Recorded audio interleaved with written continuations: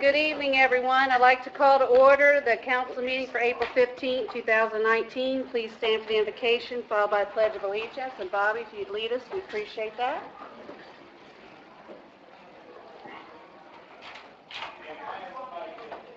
Father God, we thank you for this day. We thank you, God, for giving us a day we've never seen before. We thank you, God, for our city. We thank you, God, for all these council persons. Continue to bless them and keep them. Give them the wisdom they need to do their job, Father God, that they've been appointed to and elected to. God, we ask you to continue to help them understand, like we all do, that people matter. We thank you, God, as they make their decisions and the things that they do for this community. They continue to enhance our community and make it a better place for people to live. We ask you, God, to be with all our first responders. Continue to watch over them, keep them safe. We ask you, God, to be with all the persons who represent our city. Be with our mayor, be with all of our elected officials. Also, God, be with all of our persons who work with our county and all the persons who work with our neighboring cities. God, we ask you also be with our homeless. Watch over them, Father God, in this time of Resurrection Sunday coming up, God, that we pray, Lord, that we always remember the least, we remember the last, and remember the lost. We ask it all in the name of Jesus. Amen. Amen. I pledge allegiance to the flag of the United States of America and to the republic for which it stands, one nation, under God, indivisible, with liberty and justice for all. Thank you, Bobby. Have a roll call, please.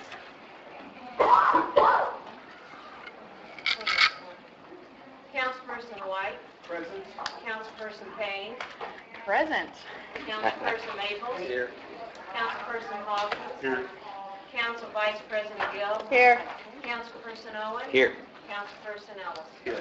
Let the record reflect that Council President Mustafi and Councilperson Samuel is absent. They're both out of town on business.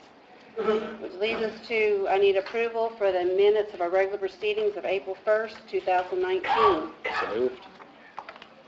Second. I got a motion and a second. All those in favor signify by saying aye. Aye. All those opposed, motion carries. Can I have approval of the agenda? I wondered if we could approve the agenda with one change, taking number 11 and just dropping that down to the bottom. We have several people here that are guests that are here for various reasons, and I think that really doesn't have anything to do with, that's just an internal thing that we can handle after we get everybody else So out of the way. moving, well, let's moving it down to 17A? 17A. Is that a motion to amend? Yes. Need a motion to amend, please. Motion and... Do I have a second? Second. All right. Got a motion and a second to amend our agenda to taking 11 under new business, moving it down to 17A. Is there any further questions or discussion? All those in favor signify by saying aye. Aye. All those opposed? Motion carries. Now I need approval of the amended agenda, please. So moved. Second. Got a motion and a second. All those in favor signify by saying aye. Aye. All those opposed?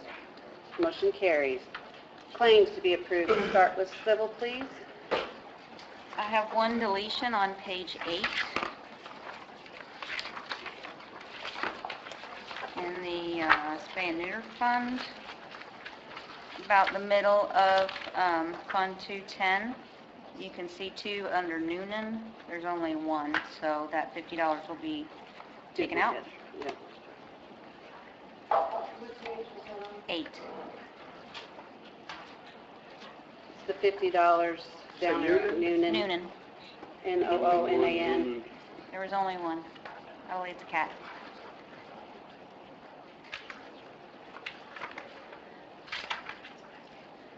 So, did we get the PO signs and the VIN numbers? Yes. And on the credit cards, we had travel that did not have copies of the agendas and all that. Was that?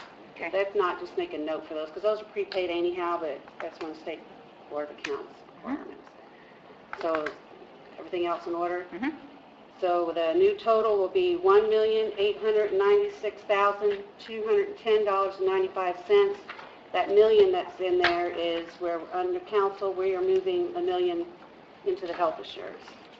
So Motion you all to are aware. Second. Got a motion and a second to approve the the civil city claims of $1,896,210.95. Any further questions or discussion?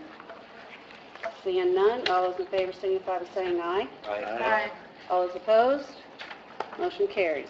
Parks, Parks are $80,090.82. all the claims in order. Yes. Motion to approve? Hold on just a second. Sorry. Still getting old invoices. Okay. I'm not even going to tell you the year that I got a couple of these invoices.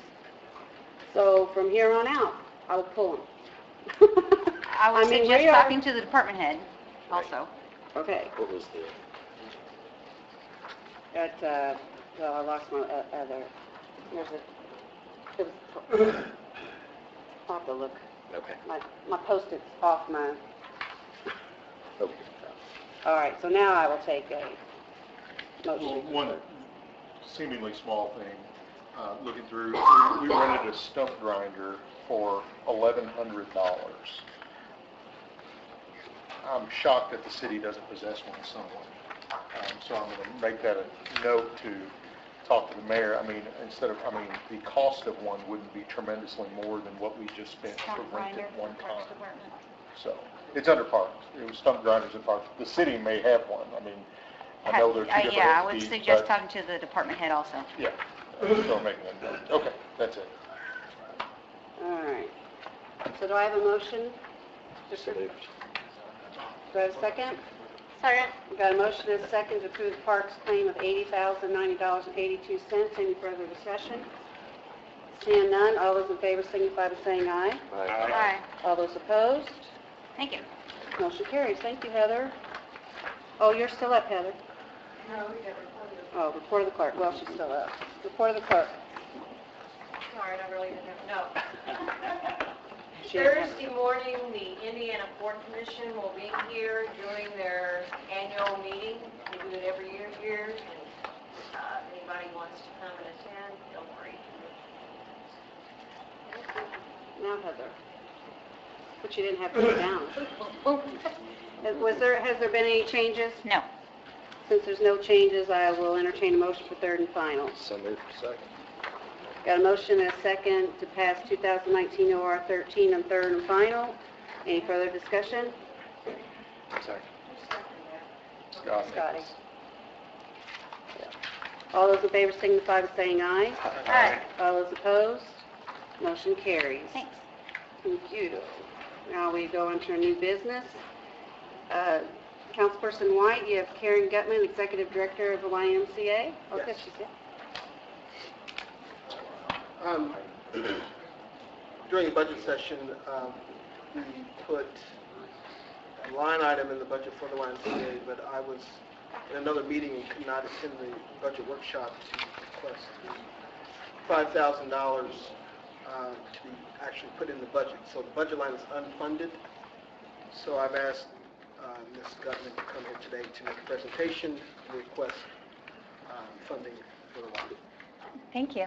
I'm Karen Gutman, the Executive Director of the Clark County Family YMCA. Thank you for having me here today. So I just wanted to tell you a little bit about the YMCA and some new and exciting programming we have coming up soon. I don't have a presentation for you, so I'm just going to follow along my presentation and talk about our mission to start with. So the mission of the YMCA is to put Christian principles into practice through programs that build a healthy spirit, mind, and body for all. The for all is the most important part of our mission. We want to make sure that the Y is accessible to children's families and individuals who might not be able to afford programs and services. Our cause is strengthening the foundations of the community, and our focus is youth development, healthy living, and social responsibility. Our annual campaign, which we're asking for a donation for, again, the Y is for all. Our campaign ensures that no one is turned away due to the inability to pay. We offer financial services to individuals and families, as well as offering fully subsidized programs at no cost to participants. Some of those programs include our Live Strong program for cancer survivors, and a program that I'm going to talk about in just a little bit. But to start, we have a really new and exciting program under youth development. It's called Saturday Play. So we are working with the City Parks Department to offer a free program to children on Saturdays who might not be involved in other activities. So the goal is to increase their physical activity for 1 hour. And then we partner with Dare to Care. Dare to Care has a chef that comes out and teaches the kids how to make a healthy snack. This weekend we made healthy pancakes right at the park, and the kids really enjoyed it, some of them, not all of them. And so it's really getting them to increase their fruit and vegetable consumption and to offer that activity for them so that they're staying healthy and active. So that, again, is no cost. There's also a character value component to that. So each week we talk about caring, honesty, respect, and responsibility and ways for them to show that in their community. For healthy living, we have another program geared towards children in physical activity and nutrition education. It's called our ACT program. It's Actively Changing Together. So it's for families and children who have been categorized obese to help them reduce their body weight, to stay healthy, but to do it as a family, to give that family the nutrition education and the physical activity education that they need, also being able to access the Y. So we make that affordable to our participants and promoting that healthy lifestyle. Under social responsibility, we started a program a few weeks ago. It's an 8-week program. It's called Midnight Basketball, and this is for middle schoolers and high schoolers. It's not at midnight, so it's from 7 to 10 p.m. every Friday, and luckily we've gotten some funding from Cassie for that so that we can make that more affordable and accessible. There is also a character value component with that. Each week we have a different mentor come in and speak with the children. We do have boys and girls participate in the program. In our gym on a Friday night, we could have about 65 to 70 kids from 7 to 10. The other thing is we provide transportation for that program, and so we want to, again, make sure that it's accessible. So we will pick kids up and drop them off. So we're really excited to get that started, and that's kind of a bridge program to our teen outreach program, which happens during the year. We meet once a week. The kids are provided with a mentor, really drug prevention, academic performance improvement, and a chance for them, again, to be physically active in the Y. Another program that we have is a Togetherhood program, and so this is an opportunity for us to provide community service for our members and the community. So we work with different nonprofits. In February, we made a Valentine's card for local nursing homes, and the kids got to deliver that, so it was really exciting things. And we'll have a community garden as our next project at the Y, which will benefit the community as well. So those are just some of the exciting programs that we have coming up, and we thank you for your support. Karen, how many kids participated in the Saturday Play event that happened last week? We had about 4 kids, so it was our very first one. We're trying to get that word out there, so any help that you can be to do that.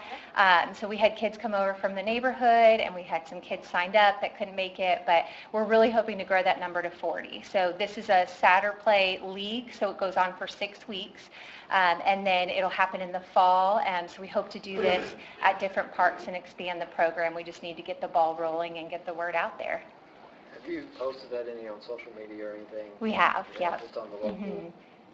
Yeah, and we have that out at the 2 elementary schools in the area. So we're going to get some yard signs out, hopefully, and try to drum up some activity with that.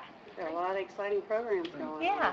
Did you say that this was part of a specific drive that the YMCA is having, or is it just their yearly? It is our yearly annual campaign, yeah. And what's the goal of what's the goal of the annual campaign? Our goal at the Clark County Y is $83,000. Have other municipalities pledged their support? Yes, we have had support from the Urban Enterprise Zone. We have local businesses and individuals who donate at our Chairman Roundtable level, which is $1,000 and up. So it is very much individuals and businesses that are really tied to the Y or have had some impact before that want to help us grow our impact. Anything else? You hit your goal last year too, didn't you? We did, yes, we sure did. We were there for that one. Well, thank you very much. Thank you, I appreciate your time. Thank you. Thank you. Okay. Larry, we have a resolution committing funding to reconstruction of the Cane Run Pump Station. So, We're out of order, but we can go that way. No, we did amendment of the agenda, remember? No, I don't. I'm busy We watching. pay you very well to pay attention. I was paying attention. Les was pulling on my leg or something. All right. So the resolution committing funding to reconstruction of Cane Run Fund pump station.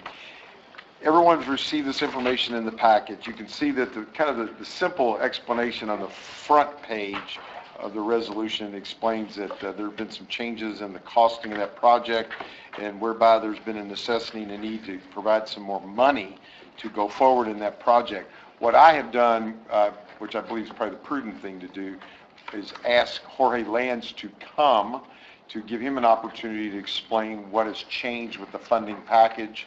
And he has some institutional knowledge, not that he is a member of many institutions, but that he has been around as long as most institutions and knows a whole lot about all of this. So with all of that said, Very wise. You guys told her to be. You passed the buck. Like you said, I've been institutionalized and I'm ready. This project has been going on for many, many years. I've been at my job for 42 years, and we started talking about that pump station way back when, trying to figure out how to mitigate the flooding issues that are created not only for the town of Clarksville, and we've got representatives of the town here, and also the city of Jeffersonville. So the town of Clarksville, took the point a couple of years ago after the city of Jeffersonville and flood control did not replace. They had hired an engineering firm that actually, when I looked at the preliminary plans that they submitted, I was appalled because the whole theory of lowering the flooding chances of that station is to lower the pumping stage, and that means that we needed to lower the pumping stage 5 to 10 feet to allow the Cane Run sewer, which used to be an open creek that flows from Jeffersonville and through Clarksville to the ponding area and then to the Ohio River, to be able to facilitate that goal. That did not happen. The project was put on hold for a long period of time. Town of Clarksville, they've got some plans to redevelop some of their South Clarksville redevelopment district, and they're trying to mitigate their problems. So they came to the city of Jeffersonville and flood control saying, hey, why don't we fix this? And everything was hunky-dory because at the initial onset, we provided a very rough estimate of $4 to $5 million, and that was based on the engineering numbers that were crunched by the prior engineering firm, that the plans were not sufficient. But that's the kind of the target that we were using. We have the Locke Group, Locke Mueller, they're here in the Quadrangle. They work with us and, work for the sewer board and actually for the drainage board also. And after 8 months of meetings where Mr. Beatty, who's the town manager of Clarksville, myself, Mike Lanham, the director of the flood control district, as we were tuning up the station and making sure that what we were going to build had some positive effect, not only for Clarksville, but for Jeffersonville, the estimated cost of the project, we've lowered the contingency to 10%. That construction cost is estimated at $6.2 million. And we feel, and we hope that number is high. I guess I want to say, how engineers' estimates are, but I'd be putting myself down. But we think that there's enough fat in there to be able to build the project, and once we bid it, we'll know what those exact numbers are. And so it's fair to say that if this resolution passes, this gives the go-ahead so we can put it out to bid? Well, that's exactly right, because we stopped the engineers at 30%, and if the resolution passes, we've got all the other funding commitments in place, and we'll be able to tell the engineers, get it wrapped up, get it ready for all the internal checks, put it out for bids, and then we'll have that number, and we'll be able to make the final adjustments on the budget. So is this up to that number then? Excuse Or me? Is this up to? Well, it's up to that number? the city's portion that we need is $1,112,500, and we came up with that number by adding the construction cost and also the soft cost. So, that would be the amount of the commitment that we're asking from you is $1,112,500. The sewer board has already committed the other $1,112,500 because this lift station, in conjunction with what we're trying to do with a CSO interceptor and all that, has an effect under adverse conditions of what happens to our interceptor. So This is a win-win deal for both the town of Clarksville, for the city of Jeffersonville. I told Clarksville the other day that, all the projects that they had, this was probably the most important project. I want to say the same thing to you. This is the, base common denominator that needs to be fixed, and I encourage you to approve this commitment. Does anybody have any further questions? Jorge knows I always have. You said originally, previous engineer estimates were 4.5, now we're at 6.2. Is that a function of time? It's got a lot to do with it, because the previous engineer's estimates were 9 years ago. So, but the scope of the project essentially is the same. If I look at The scope of the project is what the original scope was intended to be, was to lower the pumping range. which it may not have done correctly, but that was the point. That was the point, and it was not done. And at that point, we had a big fight, flood control, and we terminated their contract. Okay, and then if I, my quick math, that means between the Jeffersonville entities, we're 2.25 or so million. Exactly. And are there any, obviously Clarksville is putting a bill, is there any other body or entity as part of this payment? No, sir. Flood control. Flood control. Well, flood control, I mean, Well, yeah, but I thought that was, that's the other. I thought that was given. 1.125, Yes. right? Okay. So does that mean, has Clarksville already, has their body already done this? Like, have they already passed and we're, No. Let me just slow you down there for a second. Thank goodness, I know council person Jennifer Boyner here. Now, you correct me if I'm wrong. You all had a meeting with your redevelopment and your town council. Redevelopment already passed to basically rescind or to dissolve the agreement. It was to go before the town council for that vote also, because it had to be both parties. I didn't know anything about this until I read something in the paper. So I immediately reached out to Jennifer, and I cannot thank her enough. I said, please give us an opportunity. The council doesn't know that this was even going on, that they were wanting to dissolve this agreement. And then I immediately called Jorge, and I cannot thank Jorge enough or Jennifer enough, because at least now we're getting things on track. I know you've got a little, I don't even talk about the town council. Who was going to dissolve what agreement? The town of Clarksville has an agreement with the city of Jeffersonville and the redevelopment that for, Jeffersonville Department of Redevelopment. well, it's called the town of Jefferson, but at Jeffersonville, we have that agreement that was passed through for us where we acknowledged it because that was under the advice of wanted to be done for Clarksville to move forward. That's correct.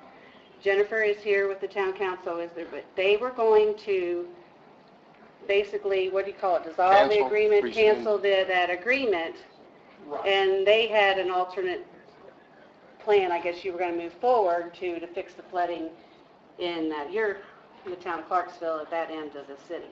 Correct. Because you've got redevelopment projects there you want to move forward with, and et cetera, but so you need to address the flooding. Am I correct so far? So far, so good.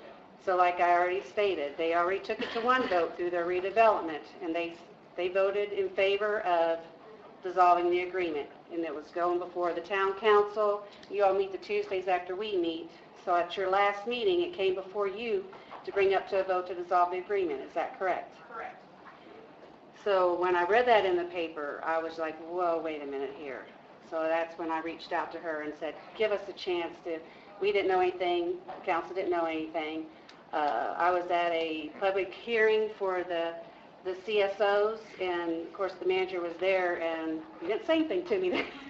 He didn't say anything to me, but so we're just trying to make this right because it needs to get done. And I think the best way to do is I reached out to her and have the city of Jeffersonville and the town of Clarksville work hand in hand to get this done. Well, the town council and the redevelopment commission extended the period to give everybody an opportunity to, I don't want to say come to our senses, but we'll get this thing worked out so we can once and for all get this problem fixed. Jorge, could you explain to us what would happen if we didn't do this agreement and we didn't get that done? I'll be happy to do so. We've had instances where, for the Jeffersonville side, the intersection of 10th and Spring had 4 feet of water in it, flooding cars. all that area that we're developing, having to do with the gateway, the separation of the sewers along 8th Street, the separation of the sewers along 10th Street. This is ground zero. Everything ends up down there. Redevelopment's got another project that they're investing heavily in where we're going to put an underground detention system upstream of the gateway project to be able to accommodate our 8th Street sewer separation and in combination with a CSO interceptor. A fine example was about a month and a half ago, we had a failure of a gate on the culvert that goes under the levee under Cane Run, and that gate, when the river went up to flood stage, that gate was stuck open by a tree. And all that water came back, flooded the Derby Dinner parking lot. Over here on 10th and Spring, where we have a storm sewer and a storm sewer structure, I was coming to work and from work every day and measuring at an inlet structure how much freeboard we had from the top of the grate to the top of the water. And the first day it was 3 feet. And I mean, that would have been if we got really lucky, because if for the Jeffersonville side, if we would have gotten a ½ inch of rain, we'd be underwater, the whole thing, 8th and Ohio, 10th and Spring. It would have been just catastrophic because the 96-inch pipe that drains through Cane Run was just full. It was surcharged. There was nowhere to go. It's like a traffic jam. So what this pump station does is it sucks that water out of that 96-inch pipe to allow water to get through and get all the way to the river. And I mean, without that, we're exposed. It may never happen. I say, drainage designs are almost like chicken bones and dice, because, you design, to a 100-year storm, you say that's your design parameter, and, the next day the good Lord throws down a 1,000-year storm, and, everybody's going, what happens? But that's the way it is, because, there's just a lot of cost effectiveness and economics involved in all these projects. We have really dissected the design of this pump station, and we feel that we're at the knee of the curve, if you will, the point of diminishing returns, where what we're putting in is what needs to be done to lower the possibility of flooding in Clarksville, and absolutely lower, if not eliminate, the possibility of flooding in Jeffersonville. Well, I'll add to that, with all my work with drainage, we look at the 2, 10, and 100-year flood, Right. which now we're looking at ordinance changes that we're heavily looking at the 100-year flood, because That's those correct. are the events. Yeah, the 100-year flood is now the 150, 200-year flood. So I think this is a no-brainer. As your engineer for many years, I've been chasing this thing. Clarksville is on board. I encourage you to approve this thing and, let us proceed. And we'll be back here and pass the hat around when we do the bids and issue bonds. That's when we actually need money. We don't need money now. We just need a commitment. And we'll have the true cost. That's correct. Is this in a long-term control plan? This is not in the long-term control plan, but it's a companion project to the long-term control plan, because our long-term control plan and its signature project, the CSO interceptor, uses the 96-inch pipe to either curtail or increase CSO discharges through the 96 and not put it on top of the ground in Clarksville. So it's very important. Well, and I'll add to what he just said, that our long-term control plan, we got straight from the EPA and the Department of Justice that it was critical that we had this agreement with Clarksville. Absolutely. So we can move forward with our negotiations. I was just wondering about all the money we put in that. Oh, I'm sorry, okay. How come this was not a part of that? Gotcha. Well, that's because it was a companion project, and it should have been. There's just different entities where the long-term control plan is being financed all through the sewer board and SRF funds. Do we have a resolution number? 2. Where are we getting this money? Hey, Lisa, What? one more thing, 'cause I think it needs to be stressed. You need to come up to the podium, and just for her, just state your name so she knows. That's Jennifer Voynier, Clarksville Town Council. You had asked about the signatures. If you all pass this evening, it will come to the town of Clarksville tomorrow evening for also an approval, and then go next Tuesday in front of the redevelopment for an approval. So this is just the first step. You are the first step in a wonderful plan. Because the way our meetings fell. Yes, they have just had a call. Flood control. Okay. Another thing you asked about your long-term plans, this has been long-term since 1963 in place. It needed to be replaced in 1963. So your long-term plan, if you look at those numbers, will last you 60 years. If this pump station that we're putting in, it lasts as long as the one we have now. So think about that 60 years from now, where will you be? Give that some thought too. So we had an agreement to do this, then nothing got done? Why didn't we get done? Could you explain that? I'll be happy to. Yeah, what agreement was voted to be terminated? Okay, so let me help out there. Yeah. So in 2017, Yep. an interlocal agreement was entered into between the parties. Pfeiffer was here for that, I believe. We have that in here. So that agreement in section 2 states that if at 30% of design, 60% or 60% of design, or both 30 and 60% of design, it appears that the construction cost of the project will exceed $4 million. The town and the district will engage in good faith negotiations regarding the best method in which to cover additional costs and may retain an additional engineering firm to conduct value engineering. The cost of value engineering services will be divided equally between the town and the district. So section 2 of that original agreement contemplated a change in the cost. That's the language that is placed in that original agreement contemplating the potential change in cost. So I believe... And the $4 million was coming from the town and the flood control? Yes. Yes, total $4 million, right. So now because it's 6, we're where we are today. And the ability to... There's a $2.2 million shortfall. And the ability to do this and amend this comes from the language that allows and calls for and contemplates some sort of negotiation. So when it was a $4.5 million project, the project cost was being bore $2 million out of the flood control district because that's the cap that they can bond. That's correct. And then the rest was coming from the town. Yes. So now that the cost has gone up, the city needs to put in $2.25 million. Even though, They're looking for other avenues of funding. even though that agreement was passed in 2017, Correct. so it's still, it's just increased that much in Still either 2 years. party terminates it. Well, you know, the $4 to $5 million was an old estimate, you know, it's like the So that, question Mr. that number was Hawkins just used when drafting that particular agreement. Right, that number was a target And since number. then, we've revisited the cost. That's correct. Okay. And I have a copy of both the agreements if anybody needs to. I believe Could I see it? everybody got include a copy of that with the email.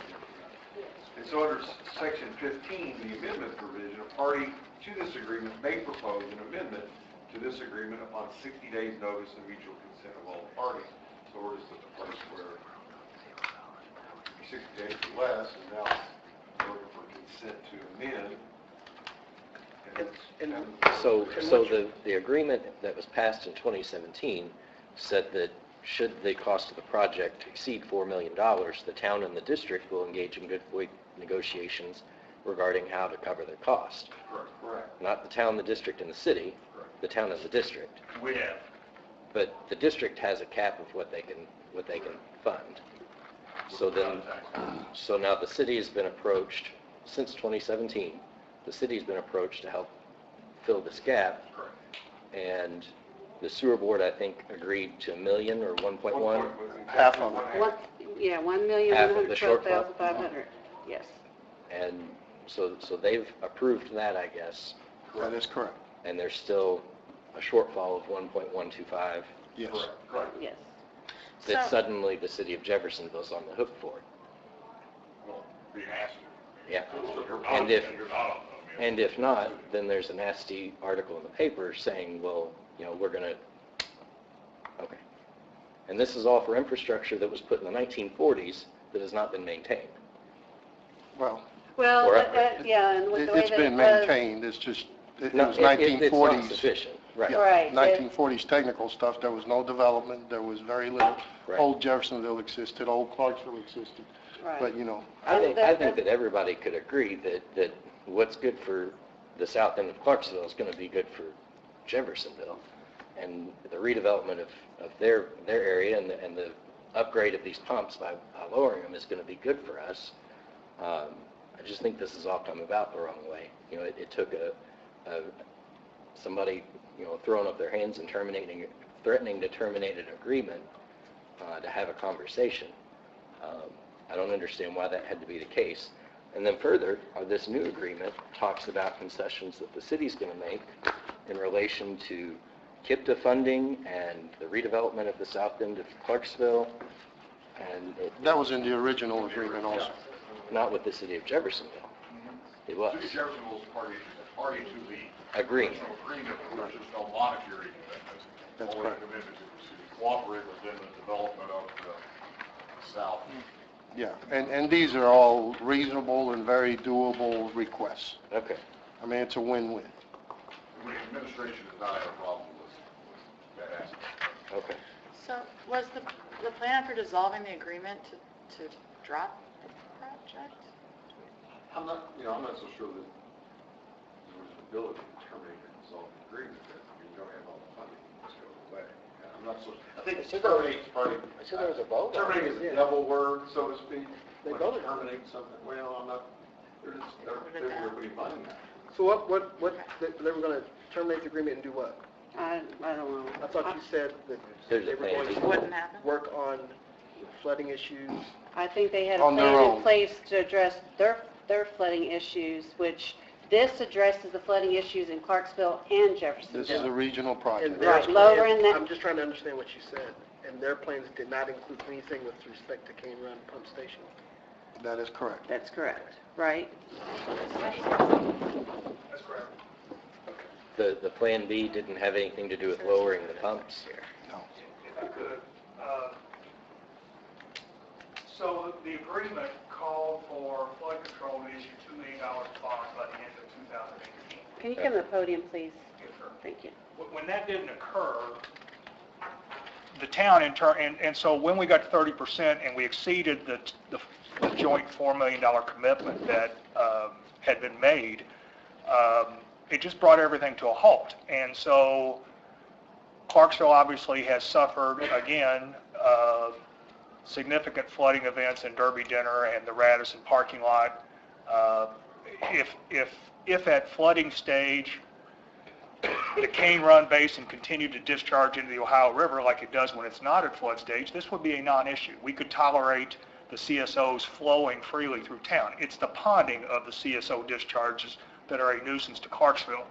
So Clarksville, not knowing if this project would ever happen, had previously retained a design engineer that says we can seal up those openings that allow water to surcharge back into Derby Dinner and Radisson and eliminate that. The problem is it probably pushes water back further upstream and exacerbates the problems for Jeffersonville. Now, we can do our individual project for about $1.3 million. We've offered $2 million to try to be a good neighbor to say, look, we understand this is a regional problem. We don't want to cause problems for anybody. So we're good at $2 million. We just can't afford to do more than $2 million. So of necessity, it's been bounced around and we end up back here, and we just want to get the project done. When redevelopment took the action that they took to say, well, we're not going to fund this anymore, the town council took a vote and tabled it and said, no, we want to make sure that we give Jeffersonville, and whichever entity in Jeffersonville, whether it's sewer board, whether it's redevelopment, whether it's you, to give you a chance to weigh in on that before this project goes away. It's that important to Clarksville, and I want to convey that to you. Nobody was trying to pull the rug out from underneath Jeffersonville's feet. We just want to get the project done. We want to get it done meaningfully this year and next year. And there's no further negotiation about Clarksville's portion being more? Clarksville is, if you look at how the money's actually being divided up, They're paying 30%. out of flood control, 40% of that comes from Clarksville taxpayers. So if you really look at the funding levels that are being proposed now, about 55% comes from taxpayers in Jeffersonville and about 45% will come from taxpayers in Clarksville. And we think that's equitable. And it's hard for Clarksville to justify additional expenditure when they can fix their problems for 2/3 of what they're offering to donate. To answer your question, that's what we've been trying to accomplish. Thanks. So you're saying negotiations have been unsuccessful? To obtain any more additional funding from Clarksville. Like preparatory. Yes, sir. And so you all will know, this was brought to my attention as an issue to be prepared to discuss and present this addendum on Thursday, or Friday last week. And I was not aware, so Lisa pointed out that this was something that was being needed to address. I can tell you that having been, on this project for a long, long time, I mean, I believe that the proposal being presented is the win-win, and that Clarksville is being fair about the whole thing. I mean, we've got to get it done. We even got the sewer board to acquiesce and say, okay, we're in for something. Redevelopment's not going to put in any money. I already explained redevelopment's got a huge commitment to resolve the issues that come from upstream of the Gateway project that affect the 96-inch pipe, because in essence what we're going to build is and I always compare it to a traffic jam. We're going to build a traffic signal. We're going to stop all that water from coming through, allow that 96-inch and its capacity to drain everything and keep everything inside the pipe being sucked down by this pump station, and then we're going to let everything else go when there's no commitment of exceeding the capacity of the pipe. So and the project that you're talking about here at 10th and Spring is what, a $4 million estimated? That is correct. Project to have a positive impact on that 96-inch pipe? That is correct. So we didn't feel that we should ask redevelopment for any more money. So if we approve this tonight, this will be the last time we have to worry about the Cane Run pump station. Yeah, sure. Well, unless the bids come back more than $6.2 million, and then it's back for more money. Yeah.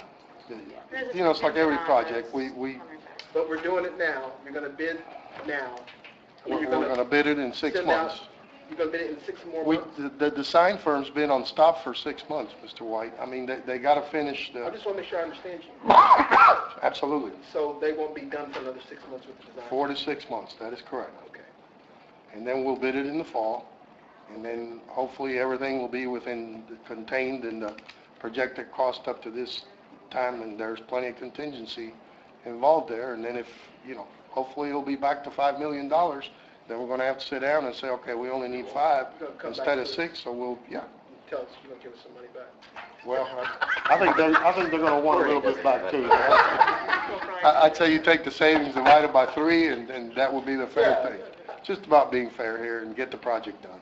You mentioned the project at 10th and Spring for $4 million, is that right? Yeah. Does that benefit the town of Clarksville any? The project at 10th and Spring, if we fix 10th and Spring, the CSO Interceptor project? Absolutely. We're going to lower not the Interceptor project, the retention at the Gateway project. That'll be a self-standing project that won't add any flow to that 96-inch pipe. Will it reduce flow? Does it reduce flow through the 96-inch pipe? No. It might slow the rate water gets to the 96-inch pipe, but that's where it always up having to go right anyway. That's our drain. Right. Okay. Is there any further questions? Where's the money coming from? Right. Well, right, we're doing this to commit to it, and then once we know the cost, what did I do with my... The majority of it will come from CUMCAP, which it's only certain things that you can spend that money on, which that's where the $744,744, and then we as a council need to decide because the only money we have control over is edit, and then what's in the appropriating money in the general fund. That was sitting down with Heather. She said that edit would be $367,756 we could take from there. If, as a council, we decide not to do the edit, then we do need to go into the reserves in the general fund. But we do know we're taking that $744,744. That's the bulk of it. We can take from CUMCAP. And as you know, there's by state... What's the reserve and edit now? The... $1.4 million? Yeah, just about. So we'll be taking and as you know, $360,000 out of that? Yeah. And as you know, as a CUMCAP, we're state statute, we can only do certain things with that fund. So. And we will have the authority to be able to decide exactly when we've got the exact costs and when we go to appropriate this. This is just a commitment. Two things. One, I want to be careful here.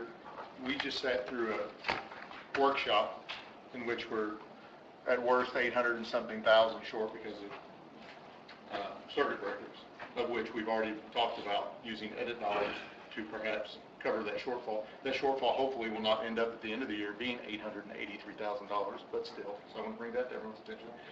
And two, I feel like, and maybe it's a matter of perception, this is an agreement, and now it's short, so now the city of Jeff, through general fund dollar, we're being asked to put this in.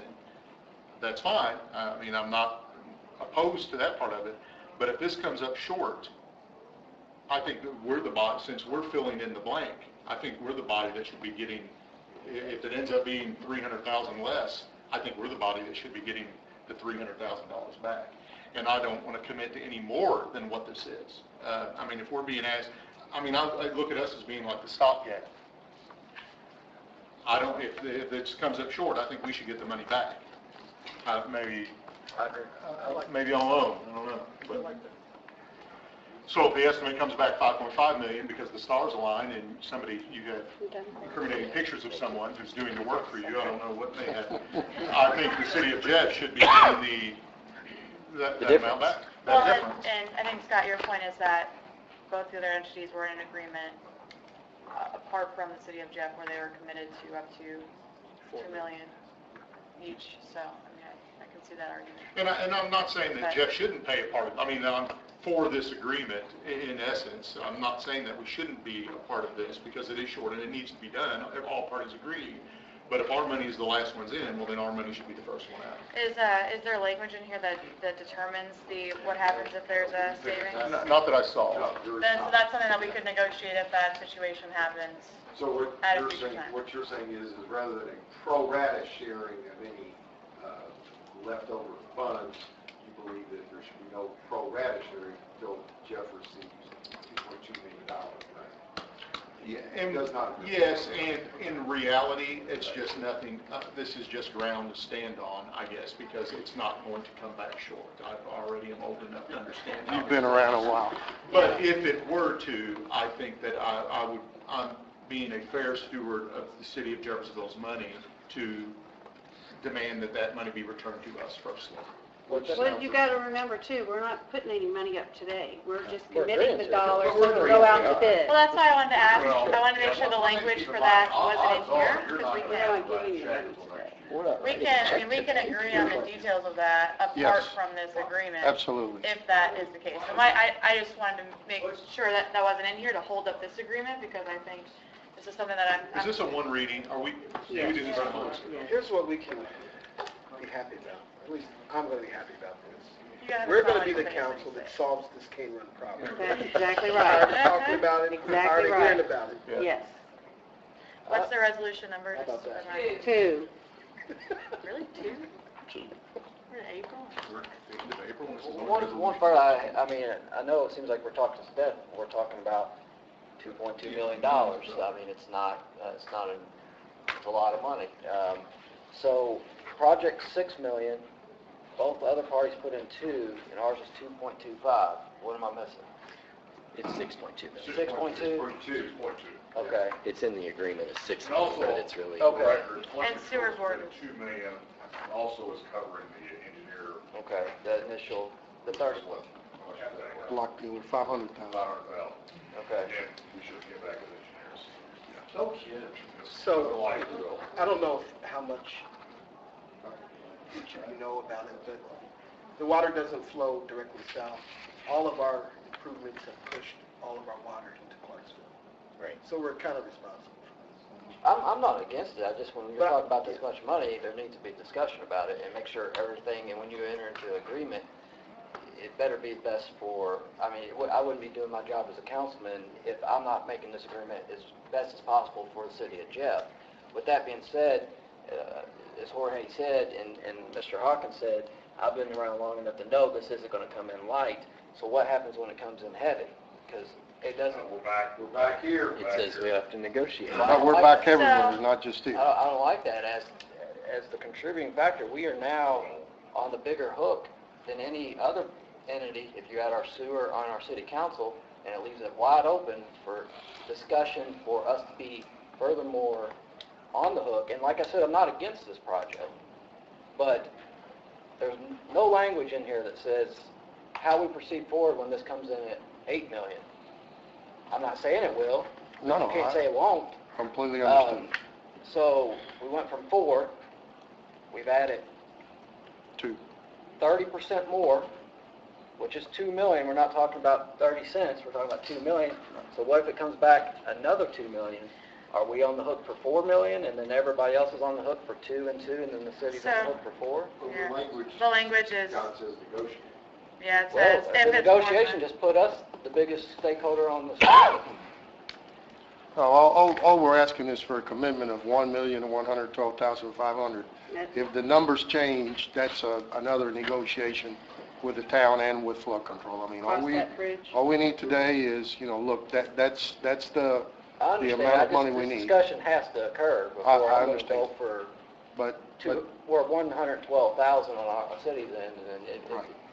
Scott, It has to be- I understand. it has to be There's said. not been much negotiation. yeah, because we keep going back to we're going to negotiate. We went from 0 to the biggest stakeholder in this agreement. But So to if it goes get over there- again, Well, they're at the negotiations with Clarksville. I mean, that's, okay, I haven't been privy to it. I just Yeah, 'cause show we up hadn't tonight. brought it up to the We read about this yeah, Thursday. we just, We're talking about an agreement for 2.2 million. The and- people making the decision to spend the money have not been negotiating with anybody. yeah, Right. up to this point, the city and flood control's position has been that the shortfall of $2.2 million should be responsible to Clarksville. But that has not got us to where we need to be in this project. Furthermore, why I keep saying that when this comes in at over 6, where we're going to be at? And if we say we're going But to, we're laying about, at that time, we'll have to go around and... Common sense, at some point, the project There's a threshold. economically feasible. well, I guess I'm not liking any of these answers at all. I mean, if I'm not disagreeing with this project. That's not the thing. When you're entering into a contract and agreeing to spending money, you have to protect your best interest. And if there's an unknown there, which there is, we're not protecting our best interest. If the fallback is it's going to go back to negotiations, that hasn't bode well if you're talking about negotiations. Yeah, For our negotiations. benefit, if you're just haven't gone looking well at for point us. blank dollars and dollars, I agree with the project, but I don't know, this resolution, the unknown of it's scary. And like you My section 2 only refers to the cost of the engineering estimates and the certain design. What you're referring to is in the event that the bids come back and they exceed the 6.2, this agreement does not even address what happens with Let me ask you this, so we agreed to this 2.2, is that contingent on it staying on budget at the 6.2? So if it comes in It at comes in, and say if it comes in at 7, we can say, never mind, we're out. I think the agreement is to Make your fund a motion. $6.225 million project. Right.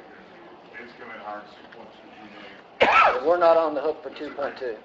Then I feel better about Which that. makes it, because we're really the critical factor here, The only so. good faith negotiation is with reference to this 30 and 60% design. We're at 30% now. Which I understand, would expect 65 put money to into it. change.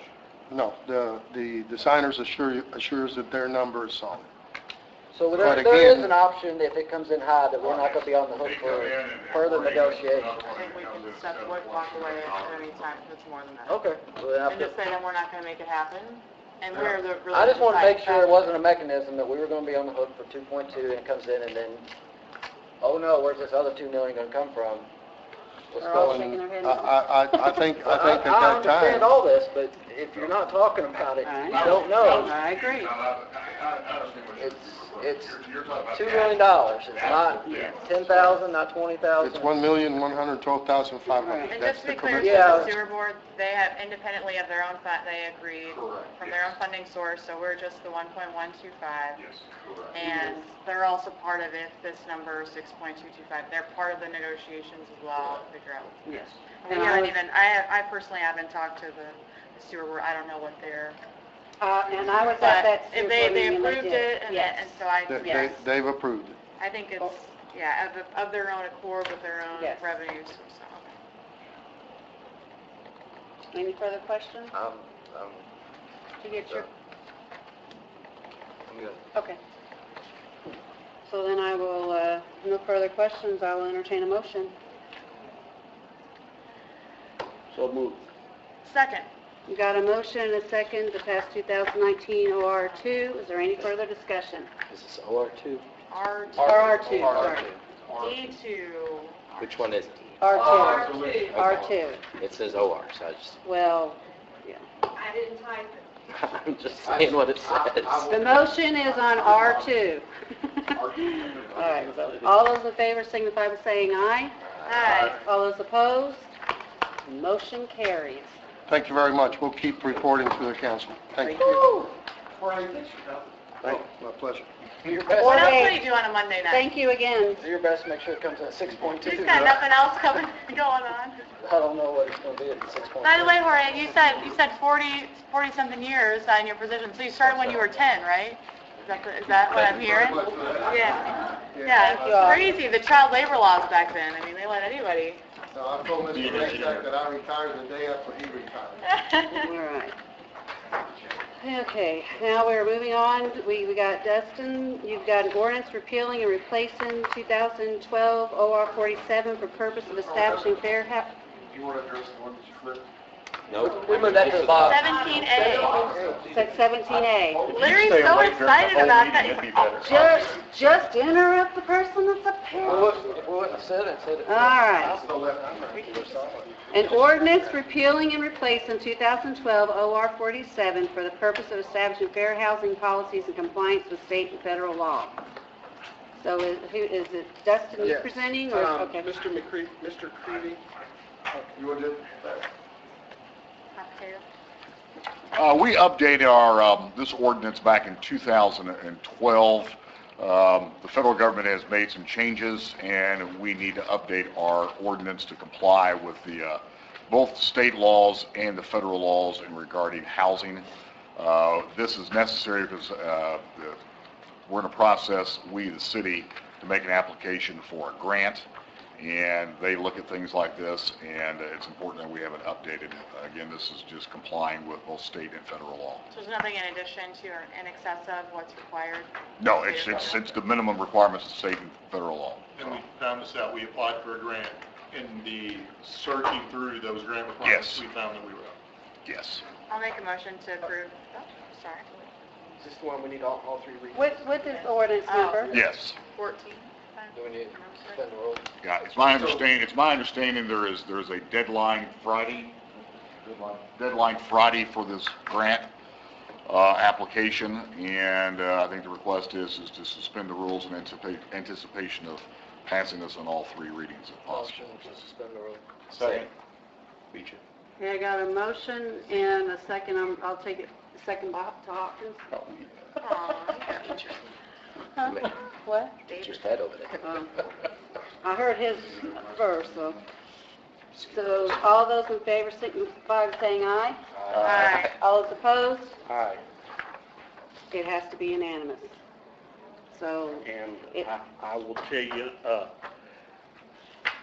I don't like suspending the rules for any ordinance, and I don't think that it's the council person's fault when something isn't done on a timely notice.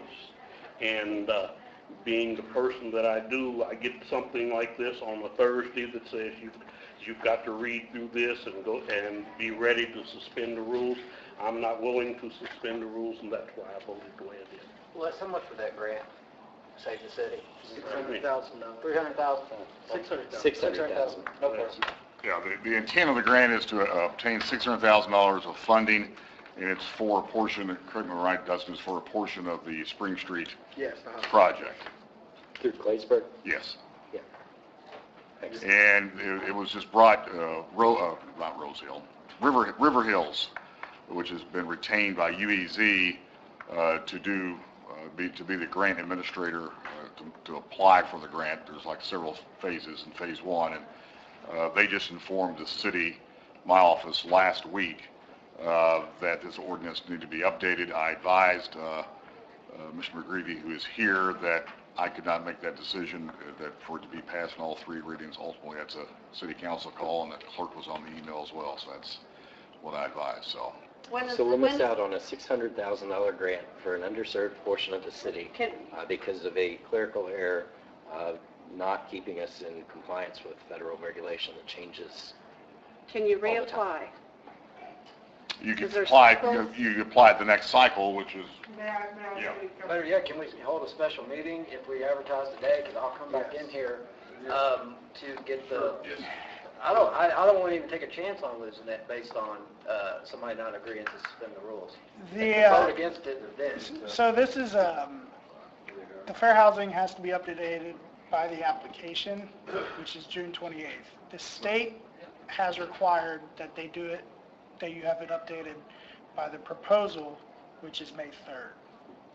So we can approve So, it on the first and second reading tonight. If you have you could do it all tonight, you could do it and have a special meeting. Before May 3rd. I have spoken with the state, and they have some turnover up there, and sometimes when the right person moves, the policy changes. So we can pass it tonight, and or the first reading tonight, and I can see if they'll adjust that. We do But- have we have until May 3rd if I'm hearing. to Yeah, May pass 3rd it is the with a proposal special date. That would be if they Friday. don't Yeah, allow any changes to their policy. which that's Friday, 2 weeks. Passed by May 3rd. Yeah, but I'm saying a And special this meeting this before then change at some point. in the fair housing ordinance, it's 4 sentences. Yeah, so if everybody essentially feeling comfortable, I wanted to be so participatory tonight, which is so out of character for me. Me too. I've Yes, been more Scotty, talking than I've calm been in 4 down. years. That's exactly right. So I went through it, and Mr. White provided me with the ordinance because they made the discovery that there were about 4 sentences that needed to be changed, and that's, I prepared it based upon the template that was provided, and that's why I actually made it a point to give Ms. Conlon, she asked about attaching the original, I think we attached the original, so everybody would be able to see it's truly just 4 sentences. Is everybody good to do a special meeting like Thursday at 4? No. Could we do We it? can't be here, you all can be here, but we cannot be here. Could we do it I got next an Monday? appointment. I'm not available Thursday. Well, we've got until May 3rd to find a As long as time. you have, That date on May 3rd never backs up for any reason. May I know you 3rd said there was some turnaround upstate. May 3rd's not moving. It's not backing up any. We may get a reprieve from the policy. That's not, we'll get it, we'll get it done before May 3rd. What about next Monday? Next Monday, 22nd. It's not May 3rd, what is it? May 3rd is the proposal deadline. Okay, I'm still June confused. 28th is the application deadline. They need it by the... May 3rd, it's before our first council meeting. Yeah, Well, is there some confusion as to whether or not May 3rd is the actual deadline, or? He said it couldn't There's push different further. interpretations. I just want to make sure it don't, Okay. I just want to make sure it Could be won't back June up. 28th, right? I would not. I don't want- So, in interest in moving this forward, it sounds like council members are willing to have a special meeting that allows Councilman Ellis to be able to read through it and more comfortable voting. I'm going to make a motion that we pass this on the first and second reading tonight, 2019 OR 14. Second. Okay, got a motion and a second pass 2019 OR 14 on the first and second. Any further discussion? Seeing none, all those in favor signify by saying aye. Aye. All those opposed, motion carries. I just Thank ask you. that in our council comments that we schedule a time for that special meeting. Do you want to wait until that point to figure out when you want to do it? We can do it now, we can do it later. I'll look good at my council. In an effort to keep moving forward, I just wanted to make sure we got that passed. All right, now we have a, You are on a roll, Scott. Will we? I'm trying to get some taxes in. what? That's what taxes has, right? Sorry. Okay, next up we have Nick, I won't say, Creedy? Yep, Nick Creevy. You're having the public hearing for the Main Street the CDBG Main Street Revitalization Program. You know what I'm saying. That's the project You we're have just the floor. discussing that. Which I do have copy of the public notice on the suit that went out. It's in our packet.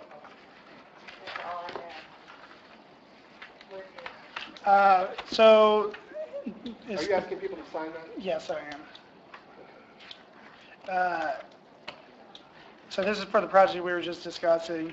The city intends to apply for those funds on June 28th. The total project cost right now, we have estimated $672,864. We're currently requesting $497,807,000 from CDBG funding. The remaining $175,57 will come from local match.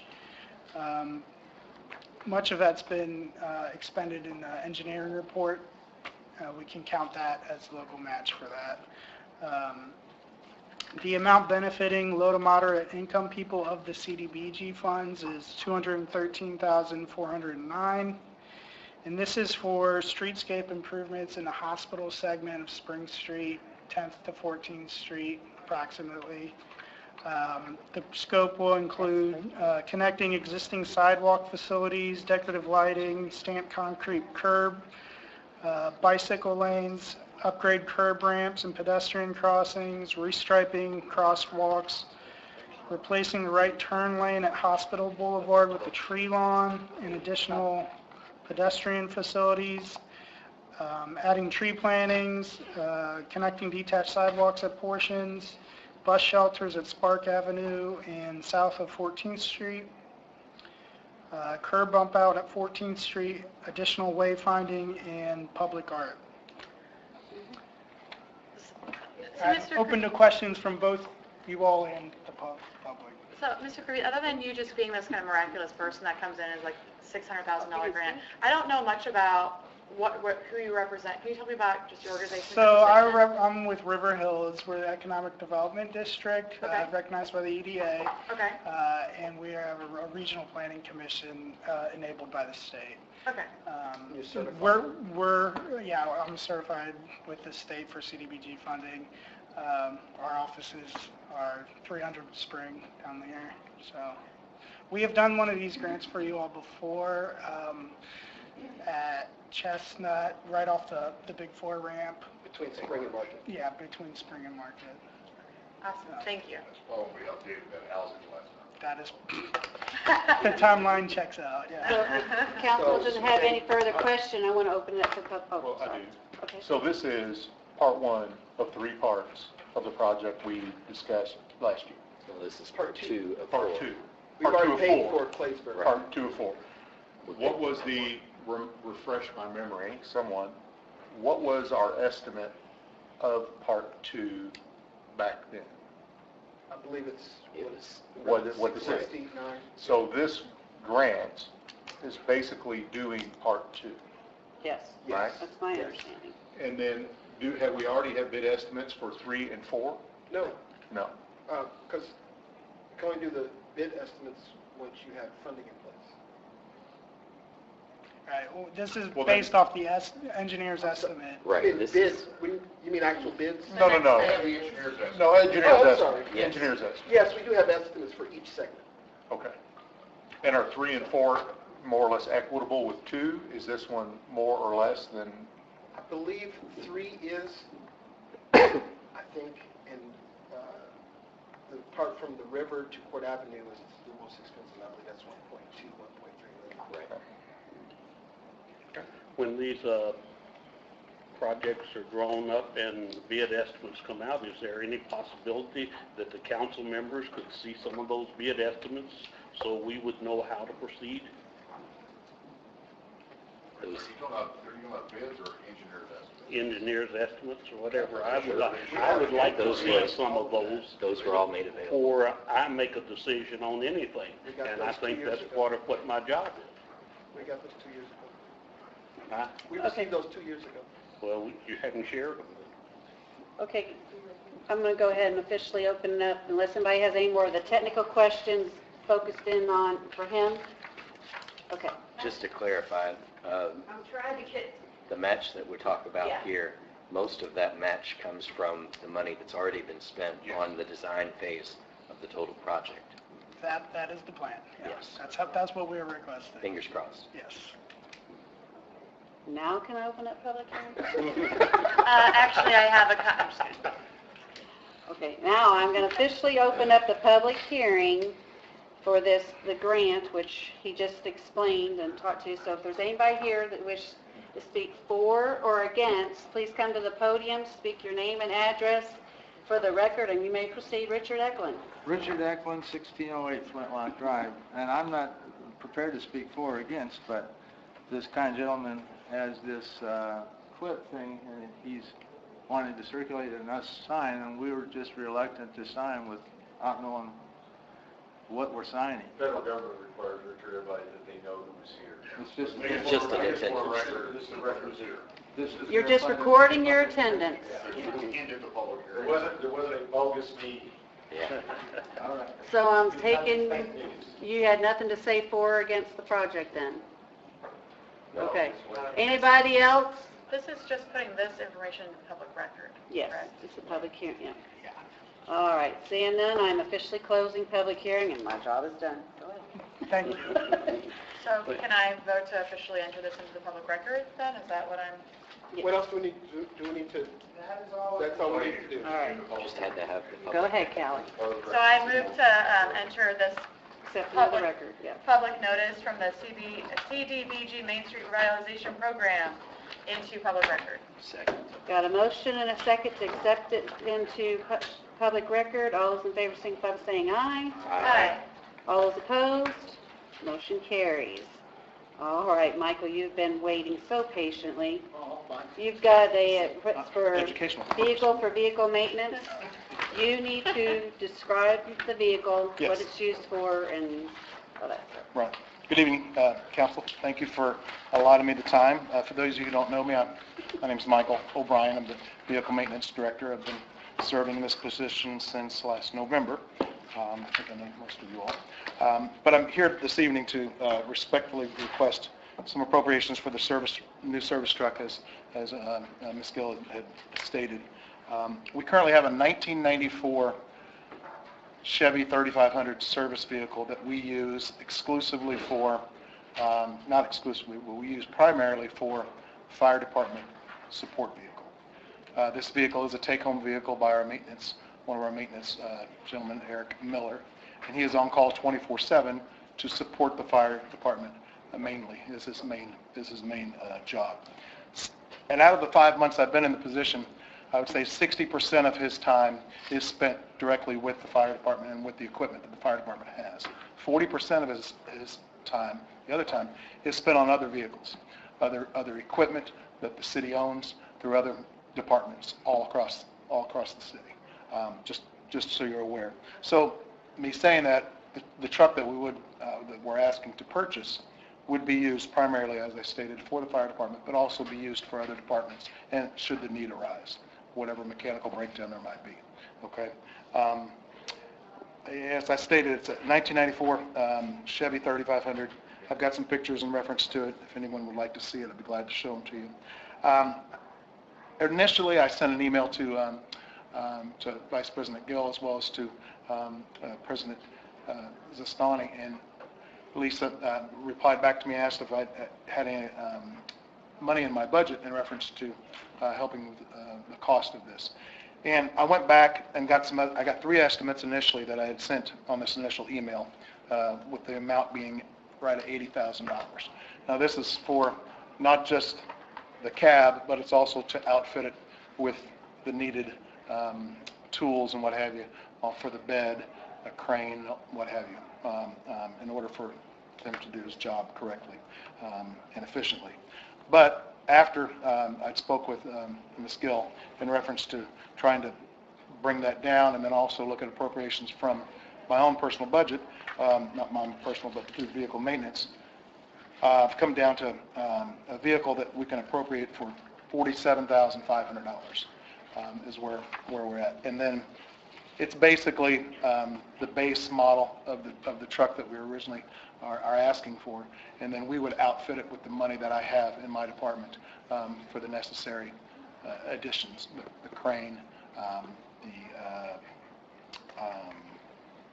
the generator, welder, as well as the compressor. So there's where the extra money is coming from, above the $47,500. But I'm here before you this evening to discuss and to see if we can get appropriations for this specific vehicle at the cost of $47,500. Mike, have you Yes, sir. approached the fire department about appropriating some of the money for this? I have, and they are prepared. They have a couple vehicles, sir, that they would trade in, if you will, or get money to appropriate towards to help defer costs for that. And I'm not sure exactly the amount of that vehicle. What it would just depends on the appraisal value, and if we're able to trade that in to help defer the original costs, sir. I will say that Michael has done his due diligence. When he first talked, we've talked, we've emailed. I mean, it was up there where he wanted to come before us. I think it was 80,000. It was, yeah. And you should have seen the look on my face when he said that. But Well, mine too. he has, and you did speak with the controller today. Yes, And, okay. I've spoken with Heather more than once, and we've discussed back and forth as to the best plan of action. $32,500 in its budget. I mean, it sounds like you really prioritize based on the needs of what you think is the best funding for your budget, and it's clear you made sacrifices in being able to do that. So I appreciate that. Thank you. Diligence. And mine is zoned out. You did Sure. express how critical this was and express. Yes, the need I mean, for it. You said this- mainly the fire department, but This what other vehicle, as I department- stated, is a take-home vehicle for Eric Miller, and it has broken down 2 times this winter alone on his way from work or from home into work. So, thank goodness we've not had any breakdowns of him responding to a broken down fire truck that's, at a fire scene or what have you. So, but I just want to try to avoid that moving forward and make sure we have a reliable vehicle. Well, that's why I wanted to So, stress yeah. that this is a critical piece of equipment. That's Definitely needed. for safety of our At one welfare point, of there our was citizens. discussion, and I can't remember, and maybe you can help me. Does the fire department pay for some of Eric's salary?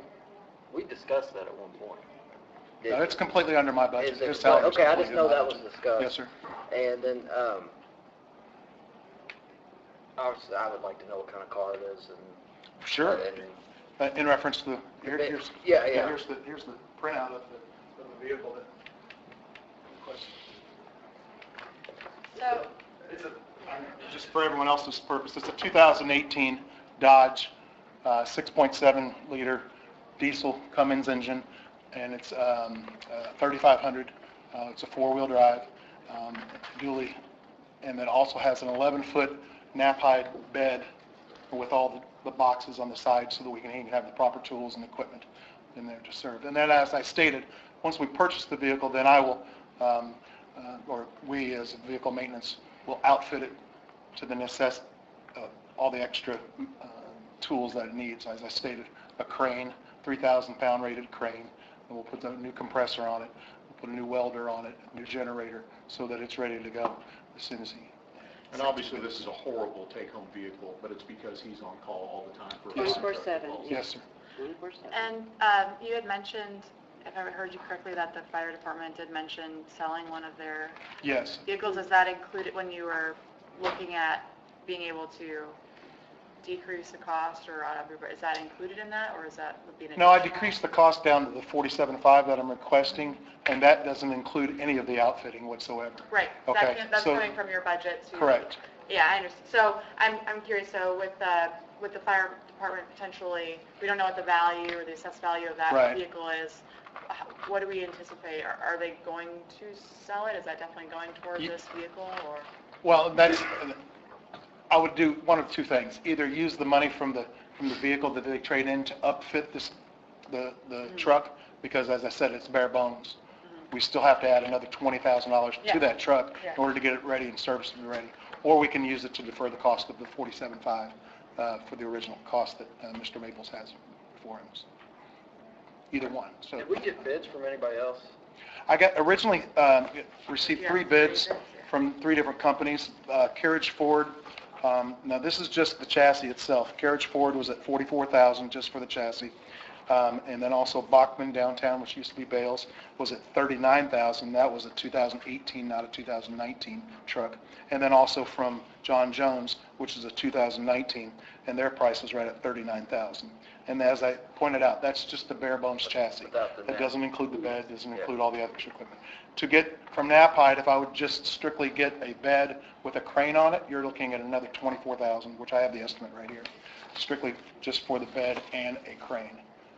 But I'm proposing that we purchase this truck that already has the bed on it and the chassis, and then the monies that I have in my budget then would outfit everything else, the crane and everything else. Did you mention that you actually called about that truck and actually what I call dewed them down? Yeah, yes, the truck was listed at $56,000 and some change, and I talked to the gentleman there at Jeff Weiler Dodge there in Kentucky, and he gave me a bottom line price of $47,500. So just by making a phone call and telling me I would be buying it for the municipality, he brought the price down to $47,500. So I appreciate that too. I'm assuming. Trying to save as much money as we can. Yeah, that's what I was looking, I know that, I always ask about the vehicles and, and what the costs are, because I kind of handle the fleet for my other job. Sure. And I know where everybody's at on price, and it seems that this may be discounted cheaper than from who we usually buy from. And that's practically a brand new vehicle. It's a 2018, but it has less than 2,000 miles on it. Okay, yeah. Because the mileage here says 25. 25 even? Yeah. Yeah. Is that Since that 25? posting, I called and spoke with the salesman. They've driven it a little bit and it's right at a little bit over 1,000 miles is what it is. So Are you asking for an additional appropriation? above and beyond my budgeted amount, yes, sir. I don't see that here. Well, we won't vote on it. No, I won't vote on it, yes. They wanted to get the, Dustin, they wanted to get, Yes, sir. yeah, they just wanted to get the go-ahead to have it on for next meeting or not. Yes. I've not done this before, so I'm not sure exactly You're the fine. steps for it and the appropriations and what order they go in, but I'm prepared to give whatever. You say you're prepared. I can tell. You're very prepared. Most people don't show up and ask. No, I mean, I don't know where the other council members are at, but I would like to see this on the agenda for the next council meeting. Thank you. For our vote. Then I think we've got the go-ahead then, Heather, to have it for our next council meeting. Where Fire department. Well, we'll need to discuss, I thought that's The why amount I of went money to that we're talk to saving the by controller. Mr. Miller being the mechanic strictly for the fire Y'all department didn't discuss is that already? exponential. Do you have a You recommendation? didn't give a That's why I was recommendation talking. today to him? You didn't give a recommendation? Well, for- you said that some money may potentially come from the fire department. Correct. And I've also talked with The other, fire department is also, if they would get revenue for that, it would go into the general fund, sure. which is where his budget is from, so that would help Just them. makes sense to take Maybe it if from we the get general. those estimates for I mean, their trade-ins. Yes, I'd have to, I'm not sure exactly what the year and the model is of Yeah. that vehicle. I just know that there's a truck that they have that they would be willing to trade in. Because he primarily services the fire department, couldn't we appropriate from Lloyd? I think As a Lloyd safety would be feature, yeah. the safety, income tax. It is the most robustly funded, right now as far as reserves go. I think that would be more appropriate, probably a safer source. And we know that would be an approved. Yeah. Yes. Yes. Thanks, Mike. All right, thank you, Michael. Thank you all for your Once time. again, I applaud you. You appreciate kept in it. Thanks. contact with me and you didn't throw no punches or nothing. That's good. Thank you all. You can have it. Okay. If you got no copy. All right, thanks. Sorry. We just looked at it all around. You can get a copy of the report. I will, yes. Here, Vicki, you just want this one? You can. No, I can email it to you. Thank you, Michael. I know this was the most riveting Monday evening for you, so I All right. appreciate you. Heather, we have an ordinance of additional appropriation. Which one are we doing? I think the 165 is first. All right, so that would be ordinance 15, okay, gotcha. I just want to make sure we're talking about the same thing here. Yes, the floor. 165,000 request out of the edit for Worley drainage issue for land. I believe that you all are aware of that situation.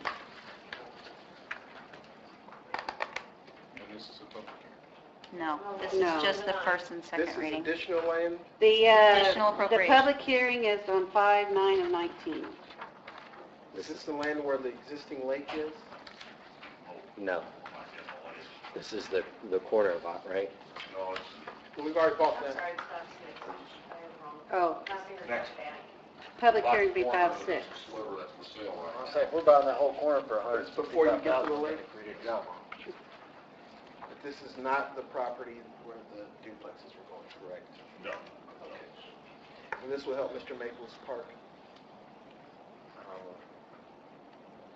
This land has to be directly next to it, right? So it's a parcel right beside, it's got, It's the sliver between. yeah, I saw it go up for sale. It's a smaller parcel than what we Oh, yeah, it's, But this parcel is needed to do the park. for the project, not just a part of the drainage project. It's larger. Yeah, you talked And Oh, it's for the drainage. is this something you... And the reason we're, it fixes that drainage problem Yeah. for that Well, I was just asking. Gulf View, which actually District 2, but and the reason we're dealing with this right now is because the property is for sale on the market. I saw it. And we don't want to get in a situation where like we had before, where someone buys that property and has grand plans to develop it, and because as soon as we come in a picture, people have grand plans for things for some reason. But, so we've made an offer, it's contingent upon the 2 appraisals, and we've got those, and you're all the final domino in this matter. And with the idea of this just kind of staying how it is, right, and not being developed. It won't be developed, it'll be part of the drainage, the detention pond and the park and walking trails around it, yes. Any further questions? I'll entertain a motion. Huh? Is this in your district? This is the last parcel in my district before District 2, I believe. So the drainage issues that come from Gulfview Estates is actually in District 2, but the drainage, the issues that's believed to be caused from it is the last parcel in my district. It's all your fault. I'm trying to fix it. So I will Make entertain a Motion to approve. Man, to keep y'all going. All right, I got a motion by Scotty Maples and seconded by Hawkins to pass 2019 OR 15 on the first and second? Did you all state Yes, that? first and second. First and second. Any further questions or discussion? Seeing none, all those in favor signify by saying aye. Aye. All those opposed? Aye. Motion carries. Heather, you're still up. We got the other additional Yep, appropriation. next one is, Which would be OR 16. the first one is appropriating overtime money for the Parks Department. This was due to the flooding, and they got some reimbursement from flood control, so this is just reimbursing that revenue that they received. Second one is Mr. White's request for $5,000 for the YMCA out of gaming. And then the next one for planning and placemaking is $3,000. That is appropriating current years or current revenues that are in there. So it's just appropriating the cash. So appropriating the cash is for the overtime and the improvements. And improvements, yes. I just want to make sure the public was aware of that. What's the So revenue those two for are the not 3,000? That is there's a part of the planning and zoning permit fees or something like that gets into there. When the budget was done, the budget was much smaller than, because we didn't know exactly how much was going to go in there, yeah. Gotcha. And I believe he has some plans for some trees and improvements with that. Efforts and things, I think, Mhm. is what he was planning on. So council, any further questions? If not, I'll entertain a motion. I do have one question. Okay. So if any entity comes and asks, any charitable entity, school, YMCA, whoever, comes and asks us for money, do we have a drop-all line that we put that money in, or do each one of them get put in your office in a different line? Did that make sense? That may not have made sense. There are a few entities that have individual accounts, and they are under the council, and they are approved in the budget by the council. And if they do not have one of those lines, we create one. We usually take it up. Potentially can, or you could do special projects. Okay. Thanks. Motion to approve 19 OR 16 on the first and second. Second. Okay, I got a motion made by Councilperson Owen, I heard 2 seconds. Which So one I'm did you gonna- hear first? I heard Kelly's. Scotty's I heard got all the Mrs. motions tonight, so. Okay, I heard Mrs. Give Payne's me first, one. so I she's, did too. okay. So Mrs. Payne seconded, so All those in favor signify by saying aye. Aye. All those opposed? Aye. Motion carries. Now we go back to 17A, which Larry, now you're up. Yay, Larry's so excited. Time for you to go. Oh, so this is going to be interesting discussion. An interesting discussion. I know, yeah. So you all have been presented a resolution that, when you look at it, basically, in a nutshell, it discourages the request for additional appropriations, which we actually sit here and we're part of quite a few tonight. Yeah. And this specifically says, and if I'll just read it for the benefit of everybody, whereas Common Council of the City of Jeffersonville, hereinafter the council, as the city's statutory fiscal and legislative body, has previously approved the 2019 budget for the city, which included appropriations for capital expenditures and leases. Whereas due to the uncertainties of the impact of circuit breaker caps on the city budget and the uncertainties in future budget revenues, the council has determined that it is in the city's best financial interest to implement procedures due to the impact of circuit breakers. No new additional appropriations shall come before the city council until this resolution is rescinded. Whereas upon an emergency situation, the council president and the finance committee must be consulted, and the council president shall allow the request for the emergency to come before the council. So what I'm going to say is I think that if you pass it, that's a resolution that kind of creates this process and this procedure that you would believe you want to put into place. And I think it's an expression of what Mr. Ellis has said throughout his tenure, so many of his tenures that I've been a part of, and heard him say the same things. Much like I heard him tonight say the same things he said for more than 20 years about suspending the rules. You don't like the idea that there's all of these additional appropriations. And tonight you experienced passing a lot of them.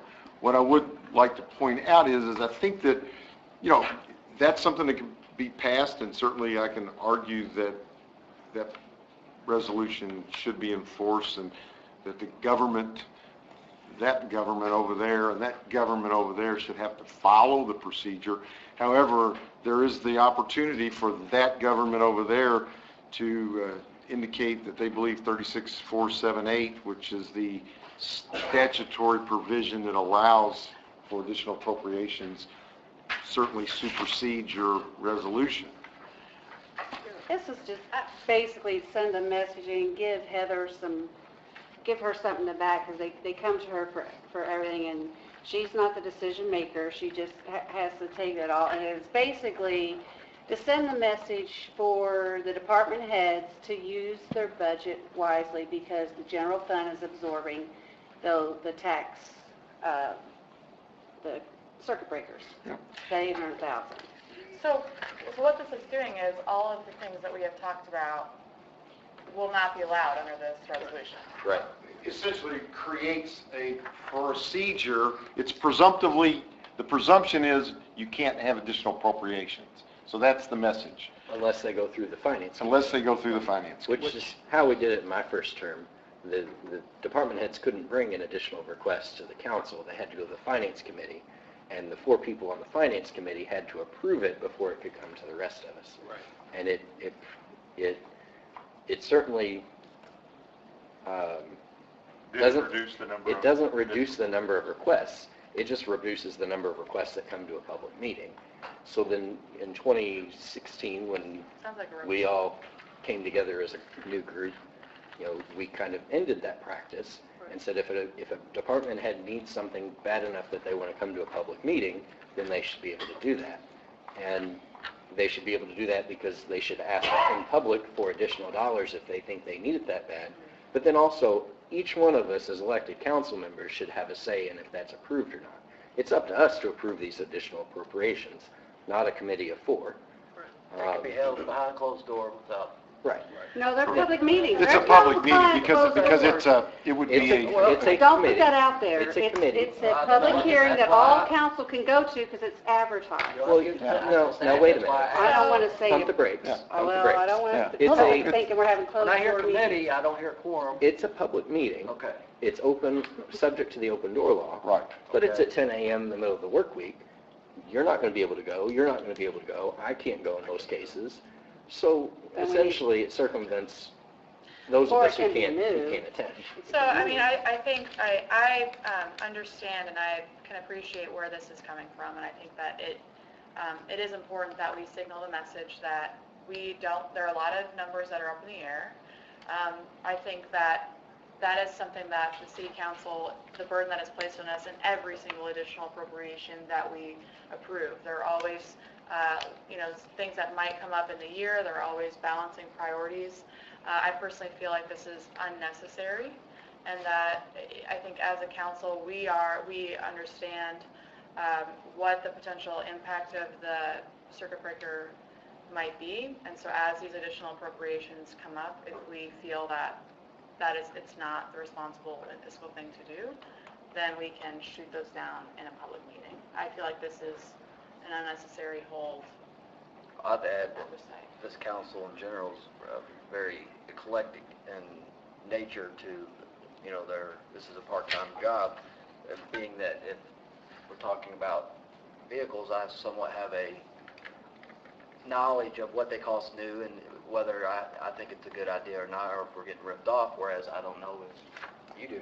Whereas you have, everybody in here has a different skill set in their career path that may lead to a better decision for financial spending for the city. I like hearing them at the council. My only request is that since this resolution kind of discusses the issues of the circuit breaker, it's putting a hold on all of our funds and not necessarily the funds that are affected by the circuit breaker. Right. I'm not sure if that was the intention. No, that's what I talked about. Worded. Heather, in your kind of experience as controller, as an alternative option for passing this resolution to send a message, do you feel like there's maybe another way that we could communicate the nature of what the anticipated financial burden of the circuit breakers might be to our department heads so that they can understand the impending? Well, I do know that most of them have made comments that, I heard that the circuit breakers are much higher in conversation and things. And I'm more of the facilitator. I'm not really the decision person, so if you come to me and say, I want to go to the council and ask for $1 million, I'm going to put it on a piece of paper and have you all vote for it. So I don't know what other departments are doing in their department. I know what I can do within mine, so I can't say for what they need. I think what I'm trying to get at is I completely understand the idea that we want to make sure we communicate this message that we're going to have some challenges and potentially we don't know what this number is going to be. And I wonder if there's maybe another way that we could communicate that without passing this resolution. Why not just correct the resolution that says that? Resolution saying that the circuit breakers are critical and I just don't want to put crucial. I don't think we need a resolution at all. Well, I mean, if you're going to do a resolution, I don't know if that's like just something that we communicate to That was department just heads trying in the Board of Public Works meeting. I mean, I don't know when they're all there, just an idea that if that's really some of the heart of this, then maybe we can communicate that. I agree with Larry. I mean, I think the statute, again, the statute makes it quite clear that additional appropriations are allowed in the statute. I'm not sure how that's Well, it's their right to ask, and it's our right to tell them no. I mean, that's how it comes out. And I think the point of this was to send a message that circuit breakers is happening. I think this conversation right now, if they can watch the video, and if somebody could pass that along, I think at a Board of Public Works meeting, to say, hey, why don't everybody watch that exciting video of the city council meeting? An hour and 38 minutes we got about 2 hours to use. Maybe you could just have them do it. They're bringing a big screen TV and have them watch the whole thing. I think the purpose was to send a message. I think the message through part of this discussion is being sent. I mean, hearing it, I was kind of vacillating a little bit before, but I mean, if it's their legal right to ask for these things, I don't want to vote for something that's going against established law. So, but the point of this is, I agree with, they need to cool it down because of obviously our financial situation. And it's our responsibility to say no. That's right.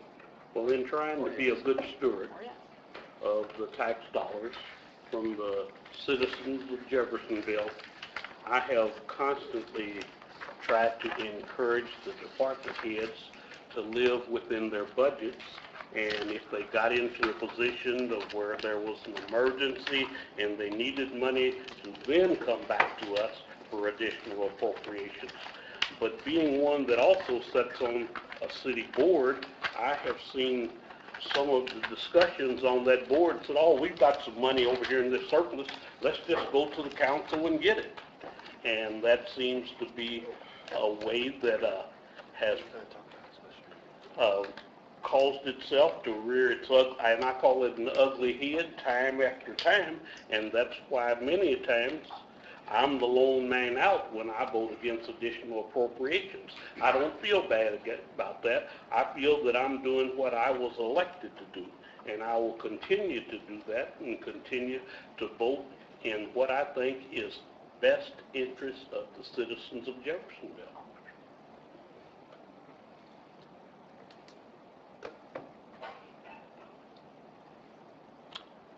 I guess it's just a mute.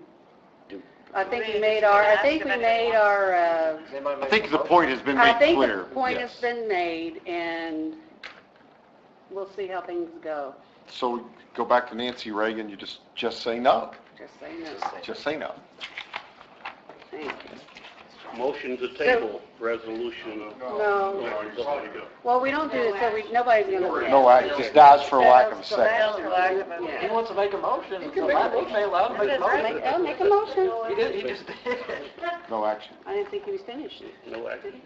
Okay, I just don't want to curb it. He can make a motion. No, I'm not making it. Or do we need No to action. table? Is it something that needs Well, to be tabled? it wasn't written, but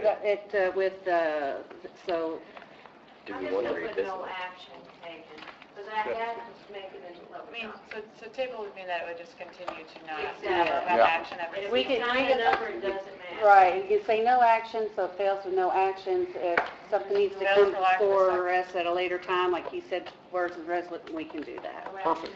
Now, do you have any attorney comments? Oh, you finally let me stand up and talk, Ms. Gill, so I'm done. It was just like, All right. No other department heads? Okay. No, they all left.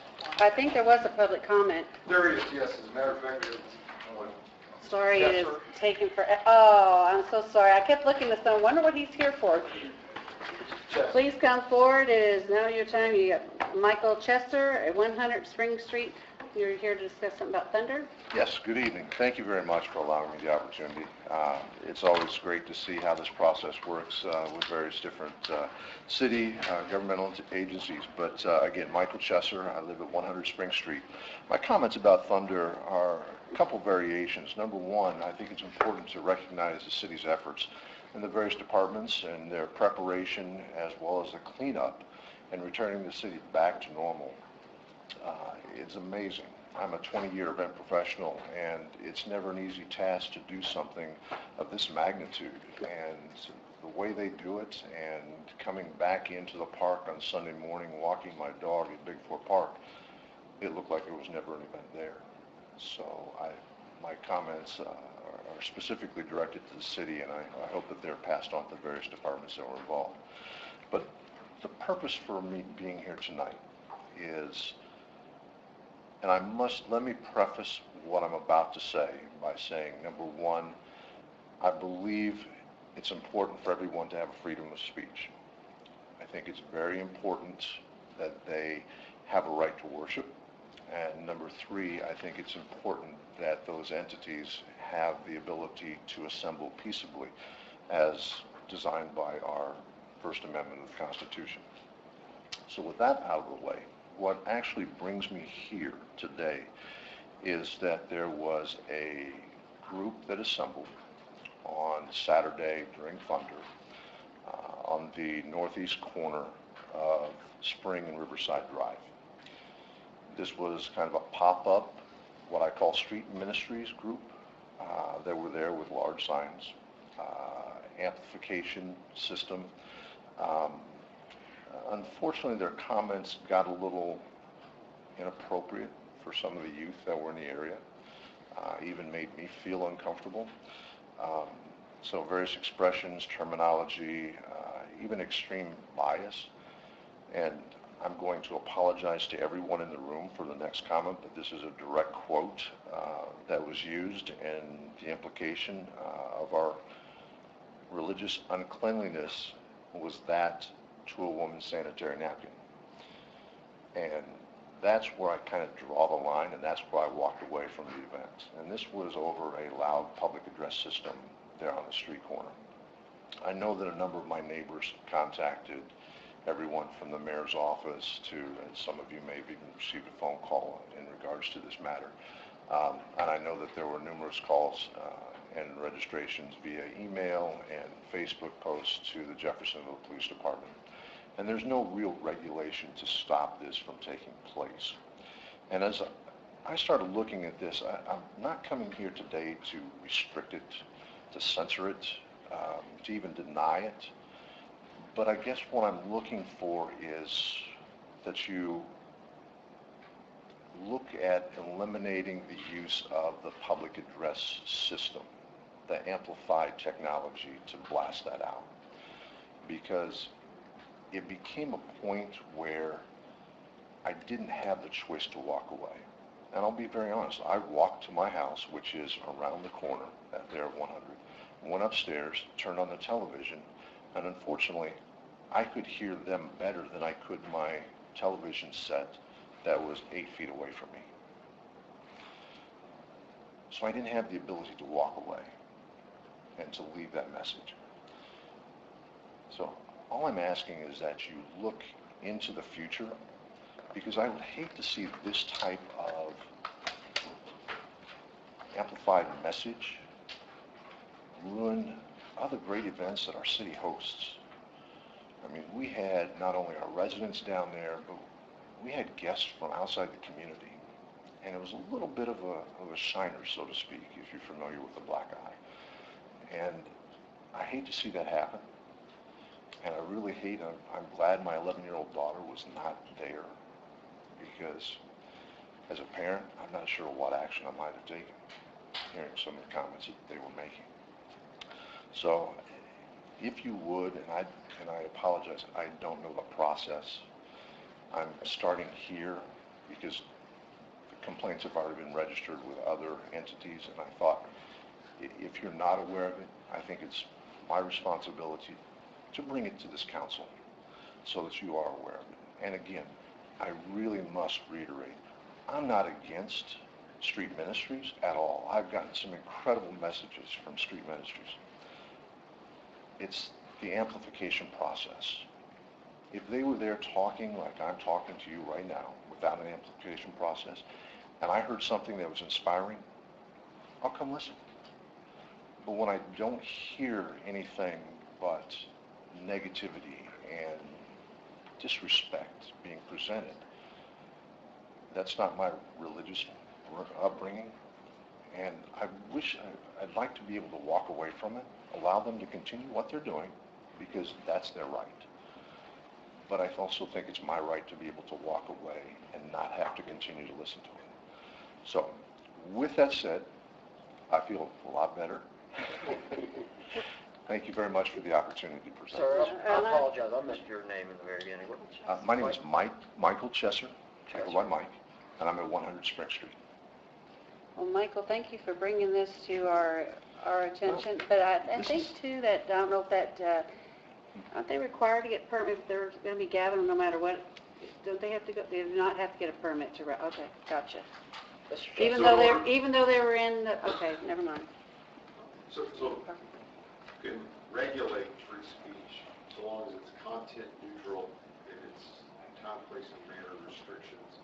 And you know, if the question is, do you enact some form of an ordinance that would restrict all free speech from not being allowed to be amplified over an amplification system?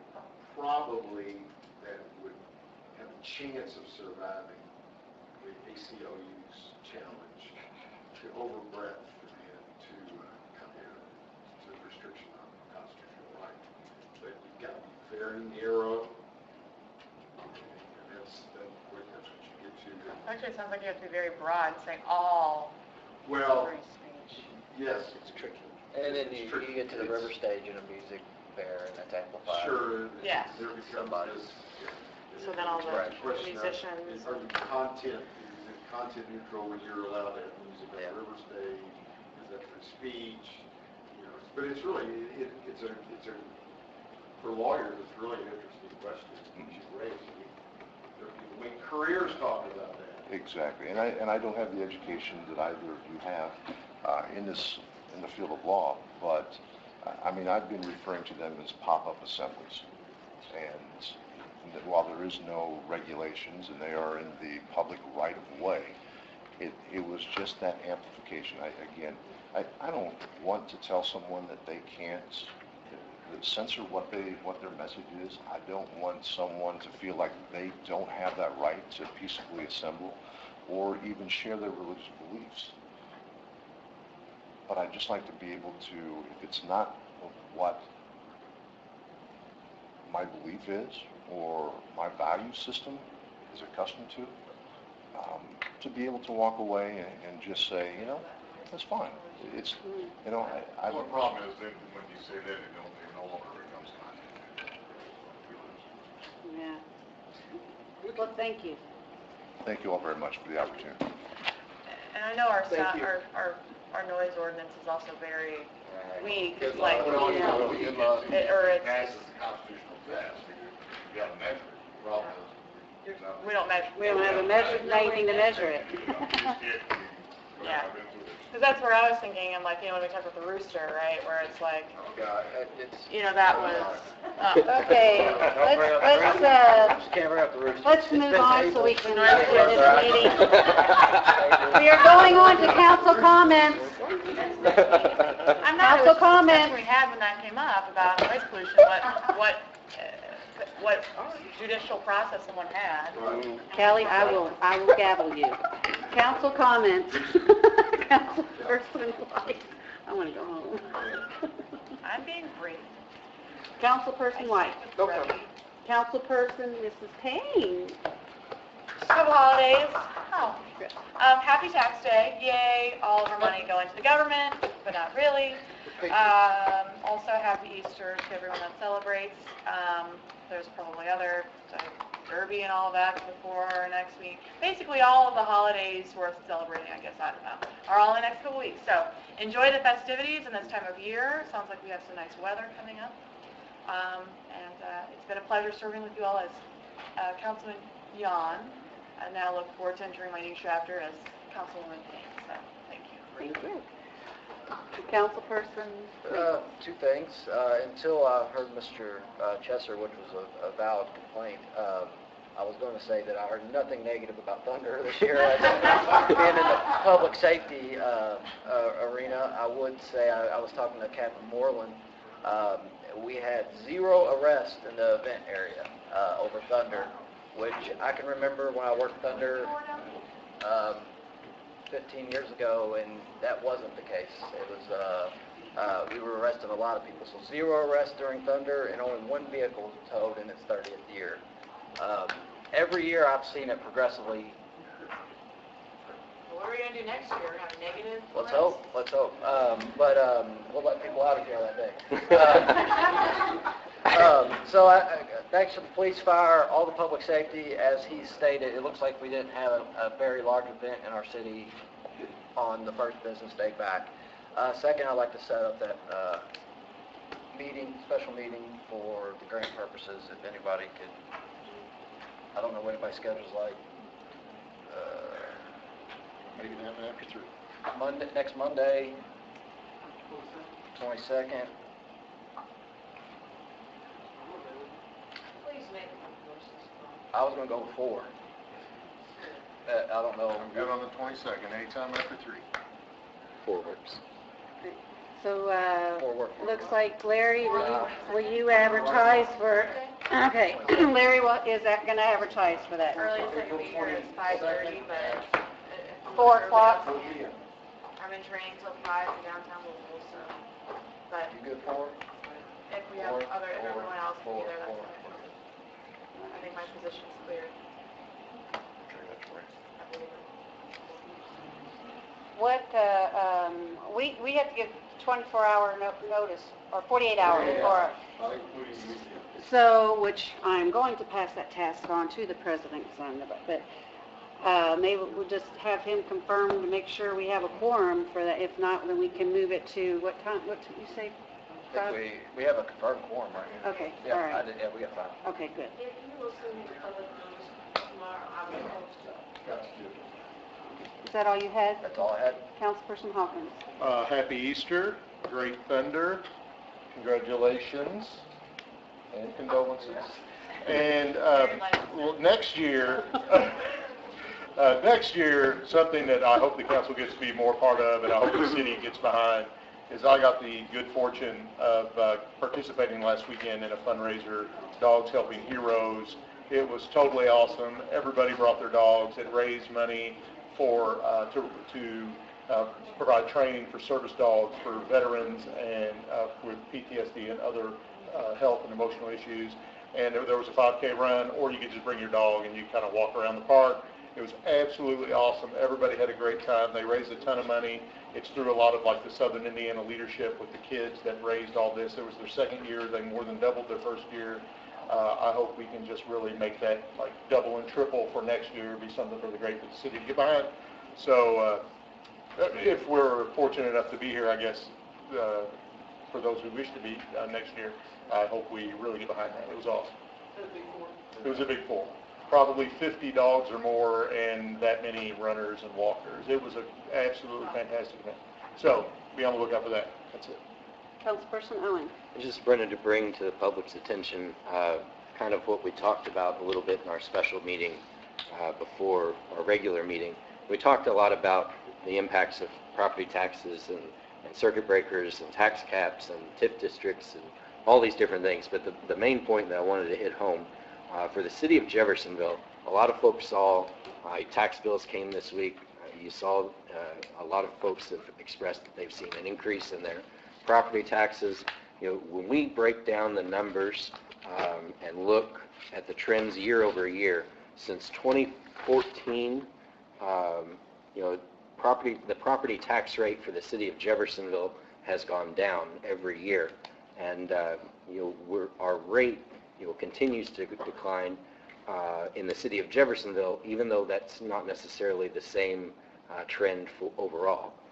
So some folks are seeing a higher assessed value of their property, which leads to higher tax or a higher property tax, and some folks are seeing a higher rate overall. But as the city, you know, this council, when it comes to our general fund, our parks fund, our sanitation, our capital development funds, our rates are either staying level or decreasing. And I think that's because of the stewardship of our department heads, the stewardship of this council, and I think it's just noteworthy that you know, we're all feeling the pain of higher assessed value and even some higher tax rates, but the city of Jeffersonville is keeping it level or seeing a decrease in our tax rate. So I think it's noteworthy, and I hope that you know, gets out far and wide. That's all. Councilperson Ellis. Happy Easter, and may God bless our city and everyone that's in it. I too wanted to give the Thunder shout out. I spent the day down there and checked in with several of our first responders, and they were no instance. Can you be like shh? But you all did a phenomenal job, and I know that if you can just relay that message, and I tell you, if anybody had any kind of situation, the way that you all are doing it now, the way you have everybody staged, you couldn't, if there was something that happened, there was either a police officer, firefighter, you know, different agencies there, but whoever was, and I know you host those meetings and people don't realize it takes close to a year of planning, and you start planning the day after Thunder, but where you all had everyone staged was perfect. Do we have an estimate of the crowd that we had on our side? Do we know? We can get that number. Other than just a whole bunch? Okay, just curious. I won't rest until we're more popular than the other side of the river, so. And then You won't rest for a while. And I personally want to thank the council. We're finally getting the Clarksville stuff. thanks again, Jennifer, and thank you all for being here. I will have a motion to adjourn, please. Meeting is adjourned.